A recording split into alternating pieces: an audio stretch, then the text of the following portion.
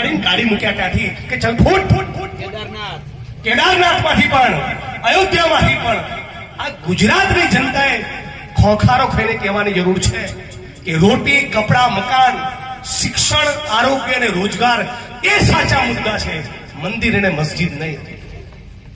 મહેશ મકવાણા એ ગેરકાયદેસર ખનનની વિરુદ્ધમાં માણસ લખતો હોય, સર્વ સમાજના લોકોનો અવાજ બનતો હોય.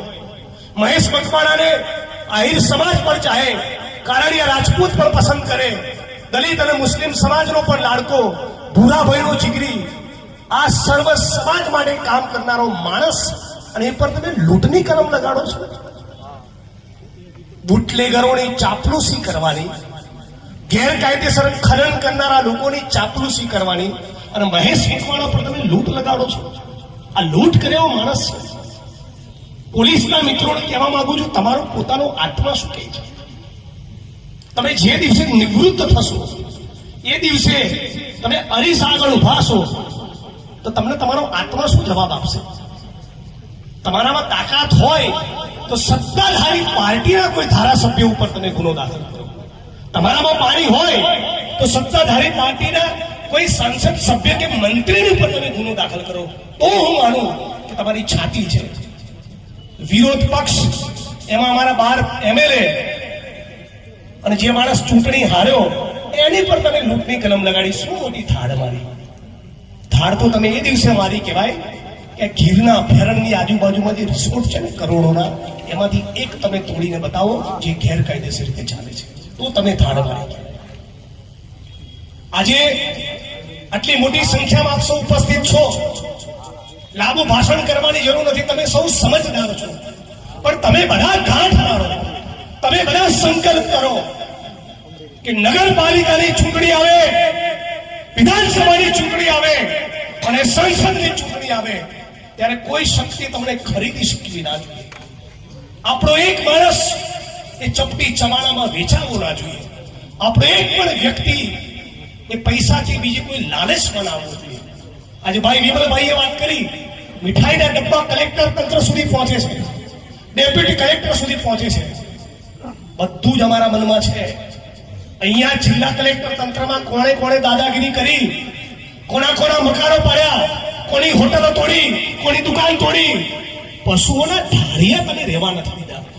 તમારી દાદાગીરી તો વિચારો. એટલે હે ગીર સોમનાથ કોડીનારની જનતા, હે બધા યુવાન મિત્રો, તાકાત તમારી છે. વિમલભાઈને અમારી કોઈ તાકાત નથી. તમે છો તો વિમલભાઈ ધારાસભ્ય છે, તમે છો તો જિગ્નેશભાઈ ધારાસભ્ય છે, તમે છો તો હીરાભાઈ કાલોડીની ચૂંટણી જીતવાના. જનતાથી મોટું કોઈ નથી. અને એટલા માટે તમે અમારી ઉપરની તમારી પોતાની શક્તિ, તમારી પોતાની તાકાતને તમે ઓળખો. આખો ગીર સોમનાથ જિલ્લો એક થઈ જાય, 20,000 લોકોની રેલી કરો, એક યાત્રા કરો. કોઈ મોટા નેતાને બોલાવવાની જરૂર નથી, તમે બધા જ નેતા છો. તો હું નથી માનતો તમારા ઘરનો કાંકરો પણ કોઈ ખેરવી શકે. એ સંકલ્પ તમારે કરવાનો છે. અમે તો છીએ તમારી જોડે. તમારા માટે મીડિયામાં બાઇટ પણ આપીશું, તમારા માટે પત્ર પણ લખીશું, તમારા માટે અનશન કરવું હશે અનશન પણ કરીશું. પણ મૂળ લડાઈ તમારે લડવાની છે. અમે તમારા ટેકેદાર છીએ, તમારા સાથ આપનારા તમારા ભાઈઓ છીએ, તમારા સમર્થક છીએ. પણ મૂળ અસલી લડાઈ એ તમારે બધાએ લડવાની છે. અને આપણે 2027ની ચૂંટણીમાં નવી સરકાર બનવાની છે. તૈયાર થઈ જજો. કાઢો આખા ગીર સોમનાથમાં જેટલું પણ ગેરકાયદેસર ખનન થાય, જ્યાં પણ ડ્રગ્સ મળતું હોય એની યાદી મને પહોંચાડો ત્યારથી. જ્યાં પણ દારૂના જુગારના અડ્ડા ચાલતા હોય એનું લિસ્ટ બનાવવાનું શરૂ કરો. અમને પરસેવો પાડવાનું ચાલુ કરી દીધું. ના શું પાડે? આ રાડ પાડી જવા જોઈએ તમારાથી, ખાલી નેતાઓના લીધે નહીં. તમારી પોતાની શક્તિને નહીં ઓળખો તો કોઈ નેતા તમને નહીં બચાવે. તમે જ નેતા છો, તમે જનતા જનાર્દન છો. નેતાથી મોટું કોઈ નથી. આખા ગીર સોમનાથનો કારડિયા રાજપૂત, આખા ગીર સોમનાથનો આહિર સમાજ, આખા ગીર સોમનાથનો દલિત મુસ્લિમ કોળી પટેલના માલધારી, આ તમે બધા એક થઈ જાઓ. બધા કલેક્ટર ફલેક્ટરમાં ચણા મમરાઈ ના આવે. એટલે શક્તિ તમારી ઓળખો. આટલા બધા મુદ્દા કેમ કલેક્ટર તંત્રની તાકાત નથી અમે કામ કરવાની? મને એક મિત્રએ કહ્યું, એટલા માટે જિગ્નેશભાઈ તાકાત નથી કે થોડા દિવસ પહેલા ભારતીય જનતા પાર્ટીના એક મંત્રીના પુત્ર એ રાશનના કૌભાંડમાં પકડાય અને એમાં કલેક્ટર તંત્રે 85 લાખનો તોડ કર્યો છે. પછી તમારામાં શું ઓકાત હોય? 85 લાખ રૂપિયાનો તોડ એ રાશનના કૌભાંડને દબાવવા માટે કર્યો છે. નિયમિત તમે ગેરકાયદેસર ચાલતા ખાણ ખનીજના અડ્ડામાંથી લાખોની કરોડોની તમે નોટ બનાવતા હોય.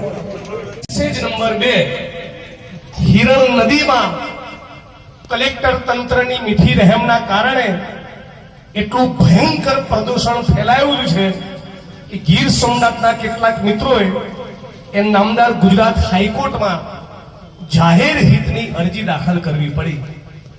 મેસેજ નંબર 3, ગીર સોમનાથ જિલ્લાના તાલાલા તાલુકાના ગીર અભયારણ્ય વિસ્તારમાં અનેક ગેરકાયદેસર ફાર્મ અને રિસોર્ટ ચાલુ છે. જિગ્નેશભાઈ સમયની અનુકૂળતા મળીએ સરકારી તંત્રના કલેક્ટર તંત્રના પાપ વિશે 240 પાનાની પીડીએફ તમને મોકલી આપીશ.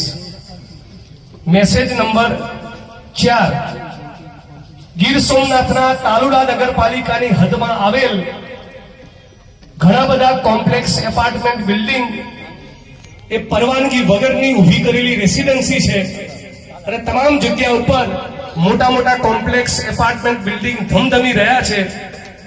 2 વર્ષથી લગાતાર ગીર સોમનાથ જિલ્લાથી ગાંધીનગર સુધી અનેક વખત મૌખિક અને લેખિત રજૂઆતો કરવા છતાં આ મગરમચ્છોના બાંધકામ તોડવાનું પાણી એ કલેક્ટર તંત્રમાં નથી. ગીર સોમનાથ જિલ્લામાં દરેક ગામમાં ગૌચરની જમીનમાં દબાણ છે. ઘણા ગામોમાંથી ગૌચરમાં થયેલ દબાણો ખાલી કરવા માટે અનેક લેખોએ રજૂઆત ગીર સોમનાથ જિલ્લા કલેક્ટરને કરેલ છે, પરંતુ આજ દિન સુધી ખાલી કરવામાં આવતી નથી. અને સૂત્રાપાડા તાલુકાના લોઢવા અને પાદરુકા ગામમાંથી ગૌચરની જમીન ખાલી કરીને જીએસસીએલ કંપનીને 500 વીઘા જમીન આપી દેવામાં આવી છે. કલેક્ટર તંત્રમાં પાણી હોય તો આ પણ ખુલ્લું કરીને બતાવે. અને મેસેજ નંબર 6, ગીર સોમનાથ જિલ્લામાં ચાલતી ઘણી બધી કંપનીઓ લાઇમસ્ટોનની લીજોમાંથી ખનીજ કાઢી રહ્યા છે. ગીર સોમનાથ કલેક્ટર તંત્રમાં તાકાત હોય, એમનામાં પાણી હોય તો આ ઇકો સેન્સિટિવ ઝોન, અભયારણ્ય અને સમગ્ર વિસ્તારમાં ચાલતી આ ગેરકાયદેસર ખાણ ખનીજ બંધ કરીને બતાવે. એટલું જ કહેવા માટે પાલભાઈ લાલજીભાઈ હું આવ્યા છીએ કે ગીર સોમનાથ અને ગુજરાત એ ગીર સોમનાથની અને ગુજરાતની જનતાનું છે. કલેક્ટર તારા બાપની પેઢી નથી અને તારા જેવી કંઈક 1400 ને સીધી કરવા જ અમારો જન્મ થયેલો છે. અને આ પાલ આંબલિયા, લાલજીભાઈ અને જિગ્નેશભાઈ એ ગીર સોમનાથની માટીની સોગંદ ખાય છે કે મારામાં પ્રાણ રહ્યા ત્યાં સુધી આ વિસ્તારની અંદર જેણે પણ મહેશ મકવાણાનો વાળ વાગો કર્યો, ભૂરાભાઈનો વાળ વાગો કર્યો અને જેમણે પણ ખેડૂતોને બરબાદ કર્યા છે, તમારી છઠ્ઠીનું ધાવણ યાદ ના કરાવું. મારું નામ પણ જિગ્નેશ મેવાણી. એ શેની તમને ચરબી ચડી છે? શેનો ફાટવા ચડ્યો છે? હે કલેક્ટર તંત્ર એટલે કઈ મોટી તોપ છો?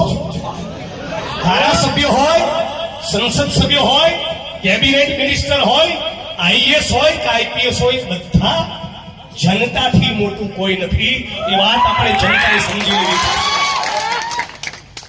આ છે 6 મેસેજ જે મને પહોંચ્યા, જેનું મેં પઠન કર્યું. અને અરજી જે રામભાઈ એસ સોલંકી, જે પાલભાઈએ વાંચી. કલેક્ટર તંત્રમાં પાણી હોય તો ચાલો કોરિડોરની બજારમાં વિમલ ચુડાસમા અને જિગ્નેશ મેવાણી તમારી જોડે આવશે. તાકાત હોય તો ગેરકાયદેસર બાંધકામ દૂર કરીને બતાવો. તાકાત હોય તમારામાં તો ગેરકાયદેસર ખનનના કામ બંધ કરીને બતાવો.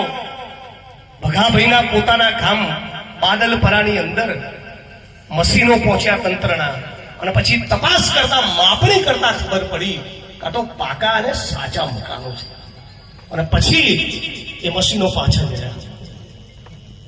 સાથીઓ, હું આજે ભાષણ કરીને જતો રહીશ. પાલભાઈ, લાલજીભાઈ બધા મિત્રો જતા રહેશું.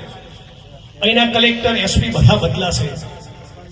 પણ ગીર સોમનાથ અને કોડીનારનો ઇતિહાસ લખાશે ને, તો એમાં ભૂરાભાઈ અને મહેશ મકવાણાનું નામ લખાશે.